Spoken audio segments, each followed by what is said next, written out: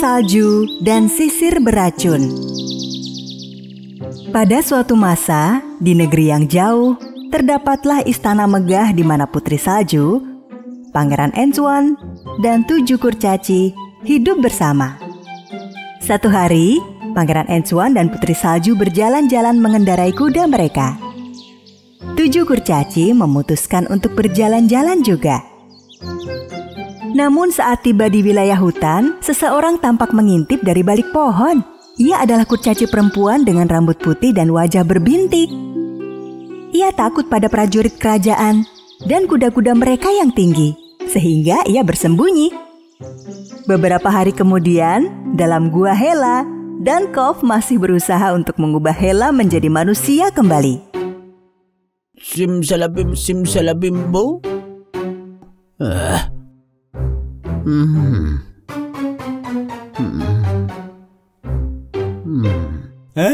Ratuku, aku punya ide sempurna untuk mengembalikanmu. Aku pernah baca cerita dongeng kalau ada pangeran muda menciummu.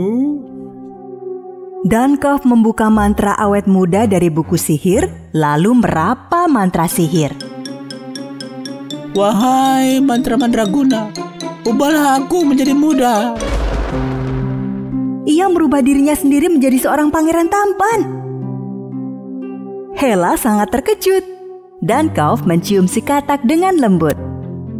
Dan benar saja, mantra si katak terpatahkan.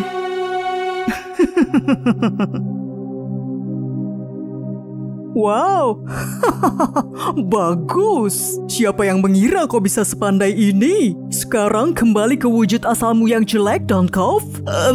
Tapi Ratuku, aku senang wajahku seperti ini. Namun dengan satu kibasan tangan, Hela mengubah fisik Dunkov kembali ke asalnya.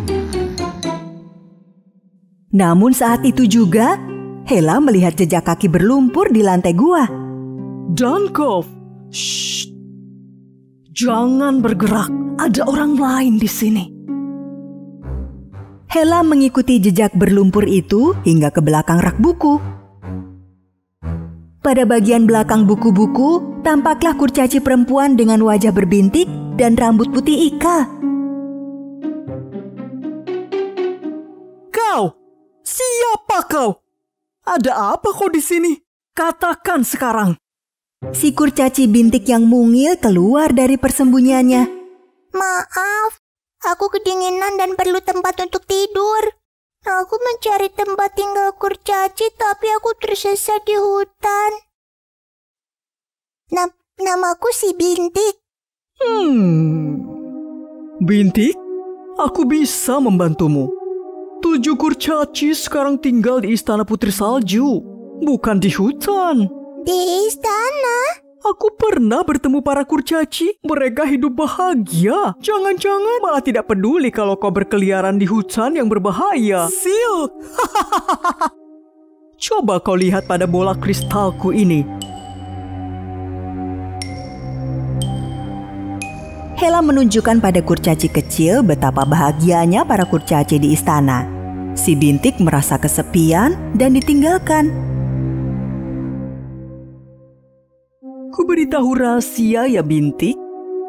Kau hanya perlu berbuat sesuatu yang baik pada Putri Salju dan mereka akan menjadi kawanmu. Ini, bawalah sisir ini dan sisirlah rambut putri. Maka kau akan setenar dia. Lalu mereka akan mengajakmu tinggal di istana juga. Tetapi Hela tidak memberitahu bahwa ia akan melumuri sisir dengan racun. Ia akan memantrai sisir, hingga jika sisir itu mengenai rambut putri, maka putri cantik akan berubah menjadi jelek dan tua. Si bintik mengambil sisir itu dan menyimpannya dalam tas, dan ratu jahat mengantarnya ke jalan yang mengarah ke istana. Tatkala bintik berjalan di tengah hutan, seekor burung warna-warni terbang di atas kepalanya. Sehelai bulu indahnya jatuh di atas tangan bintik. Lalu disematkannya pada rambutnya. Itu pasti bulu ajaib. Karena rambut bintik yang putih berubah menjadi kuning emas. Ia sangat menyukainya.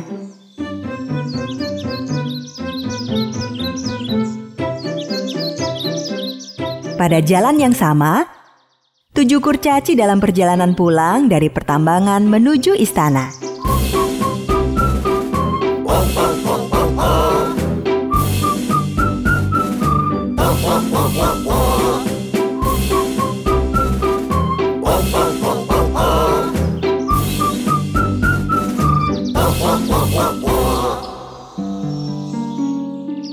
Lalu, para kurcaci melihat si Bintik yang telah berambut emas. Ada seseorang di sana.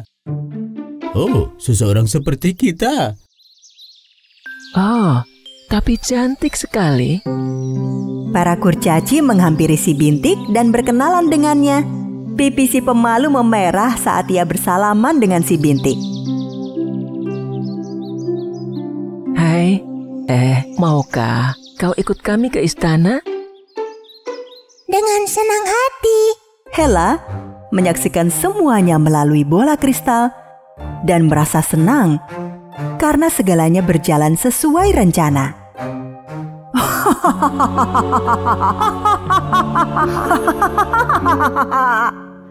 Para kurcaci akhirnya tiba di istana. Untuk pertama kalinya, si Bintik melihat istana yang begitu megah dan kebun yang indah. Putri Salju menyambut kedatangan para kurcaci. Ya ampun, halo. Ada anak baru rupanya. Aku Putri Salju. Kau pastinya kawan baru dari 7 kurcaci. Ya Tuan Putri, namaku si Bintik. Terima kasih Tuan Putri. Bintik bercerita pada Putri Salju bahwa ia tidak mau lagi hidup sendiri dan ingin tinggal bersama yang lain di istana. Akan kusiapkan kamar untukmu, Bintik. Kau baik sekali. Kau memiliki rambut yang bagus, lembut dan halus. Biar ku sisir dengan sisir yang kubawa untukmu. Bintik mulai menyisir rambut Putri Salju dengan sisir itu, tak menyadari bahwa sisirnya sudah diberi mantra beracun. Begitu sisir menyentuh rambut Putri Salju, rambutnya tiba-tiba berubah menjadi putih. Wajah Putri Salju berubah menjadi tua dan berkeriput. Putri Salju, Putri, apa yang terjadi dengan mukamu? Berhasil! Sang putri bersandar pada tepi kolam kecil dan memandang bayangan dirinya di air. Oh tidak, tidak.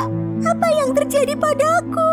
Kurcaci segera merebut sisir itu dari tangan Bintik dan membuangnya di air. Mengapa kau melakukan itu, Bintik? Aku tidak tahu bahwa sisir itu beracun. Wanita bernama Hela memberikannya padaku untuk menyisir rambut Putri Salju. Maafkan aku. Hela. Tunggu. Aku tahu, Putri. Aku bisa mengubah rambutmu dengan bulu ini. Bagaimana caramu mengembalikannya?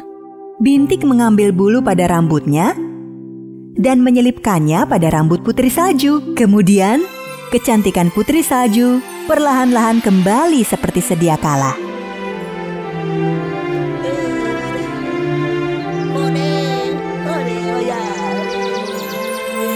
Terima kasih, Bintik. Jangan menerima pemberian dari orang yang tak kau kenal, Bintik. Berhasil. Kerja yang bagus, Bintik. Hei, hole. Sejak saat itu, Bintik sangat bahagia. Hidup bersama kawan-kawannya di istana.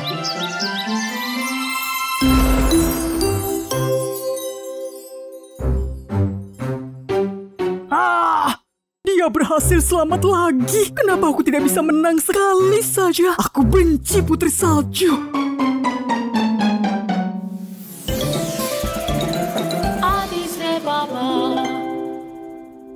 Putri Salju dan kurcaci yang berjalan dalam tidur. Pada satu masa, pada sebuah negeri nan jauh, Putri Salju, Pangeran Antoine, dan 7 kurcaci hidup bersama dalam sebuah kastil megah. Satu hari, si cantik putri salju pergi ke kebun kastil. Para kurcaci biasanya merawat dan memangkas tanaman di kebun. Namun, pagi itu ia tidak melihat mereka. Putri salju bertanya-tanya ada di mana mereka. Ulung, Dungu, Pemalu, kalian di mana? Tahu mereka tidak di luar, ia memeriksa ruangan mereka di kastil. Dibukanya pintu sedikit, namun ia tidak melihat siapapun di antara mereka. Ia mulai khawatir. Kemana mereka? Mengapa tak memberitahuku? Mereka tidak tahu aku akan khawatir. Putri salju kembali ke kastil. Dicarinya para kurcaci kemana-mana, namun tak menemukan mereka. Sehari sebelumnya, para kurcaci berkunjung ke rumah lama mereka. Mereka tak memberitahu Putri salju karena ingin memberi kejutan berupa bunga yang cantik. Mereka membersihkan halaman dan menemukan bunga oranye cantik di kebun. Lalu mereka beranjak untuk kembali ke kastil. Di jalan, mereka mendekati kapal mereka di sungai. Semua naik ke kapal dan menyeberang sungai dengan mudah. Namun, begitu turun dari kapal, kau tahu siapa yang mereka lihat? Itu Dankov, asisten si Ratu Jahat Hela. Ia berdiri dengan sebotol air di tangan. Oh tidak, itu Dankov. Halo para kurcaci mungil yang manis. Tolong jangan halangi kami, Dankov. Ya, lihat, kami bertujuh, sedangkan kamu sendirian. Kau tak akan mampu mengalahkan kami. Iya, tenang saja. Aku tak akan melukai kalian. Aku hanya menawari kalian air. Kalian tampak haus? Tidak perlu, kami tidak minum air. Hei pemarah, jangan terlalu cepat mengambil keputusan. Lihat, si pemalu dan pemalas tampak kehausan. Tapi dia... Terima kasih, Dankov. Air akan sangat berguna. Dankov menyerahkan botol air ke tangan si ulung. Dan para kurcaci satu persatu meminum air itu. Dankov mulai tertawa. Tawanya sangat keras sampai ia terjatuh. Jika ia tertawa lebih lama lagi, dia bisa pingsan. Aku penasaran. Apa yang lucu, Dankov? Kenapa kau tertawa seperti itu? Ya, rencana Ratuku Hela berjalan lancar. Kurcaci tak menyadari bahwa ada kekuatan sihir dalam air itu. Dan tiba-tiba mereka jatuh tertidur. Dankov mendekat lalu menaburkan debu ajaib ke arah mereka. Mereka semua berdiri dan mulai berjalan meskipun masih tertidur.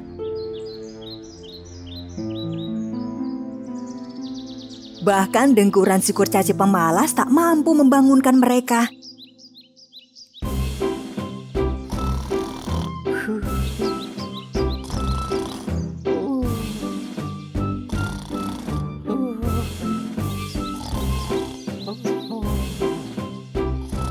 Benar, ke arah sini. Ayolah. Ayo kurcaci gemuk, jorok, dan pemalas. Ayolah. Sementara para kurcaci patuh mengikuti Dankov, Putri Salju mengamati jejak kaki 7 kurcaci di kebun. Jejak 7 kurcaci. Jika aku ikuti jejak kaki ini, mungkin aku bisa menemukan mereka.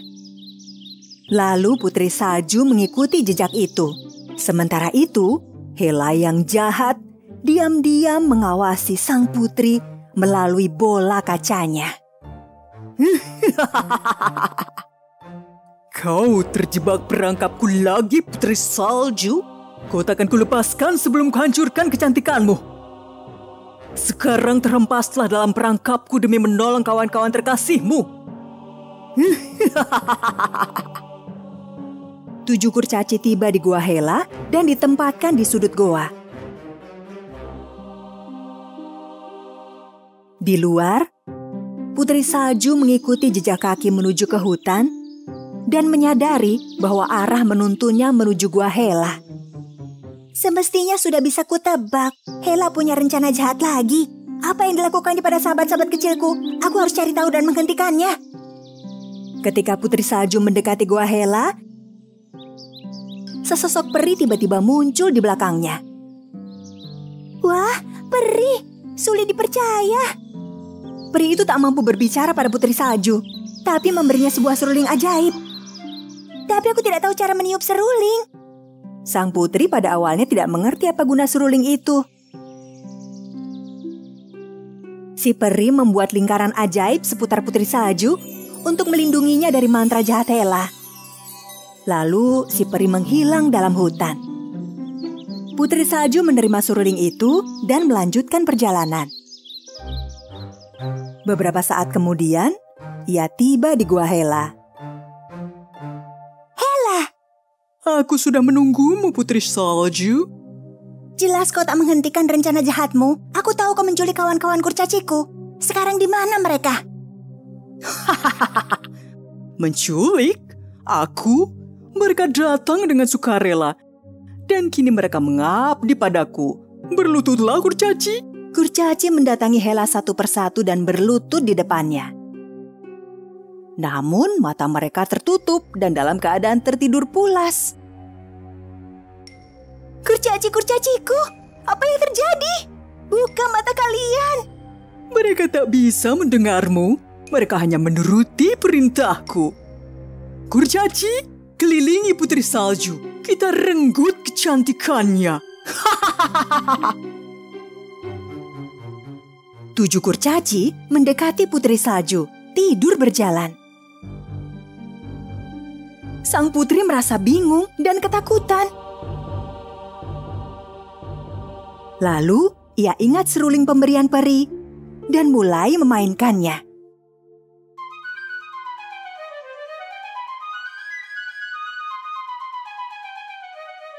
Suara yang keluar dari seruling ajaib itu membuat para kurcaci terbangun.